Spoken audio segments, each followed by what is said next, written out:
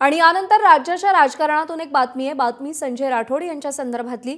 संजय राठोड यांची शिवसेनेच्या विमुक्त आणि भटक्या जमाती विभागाच्या राष्ट्रीय नेतेपदी नियुक्ती करण्यात आली। पश्चिम विदर्भातील शिवसेना संघटन विस्ताराच्या जबाबदारीसोबतच त्यांना ही नवी जबाबदारी आता देण्यात आलेली आहे।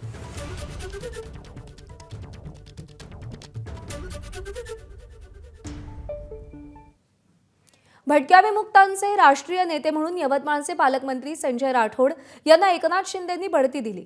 मात्र तातडीने झालेल्या या निर्णयाचं टायमिंग मात्र भुवया उंचावणार आहे। उद्धव ठाकरेंच्या दौऱ्यापूर्वी तडकाफडकी हा निर्णय झाला।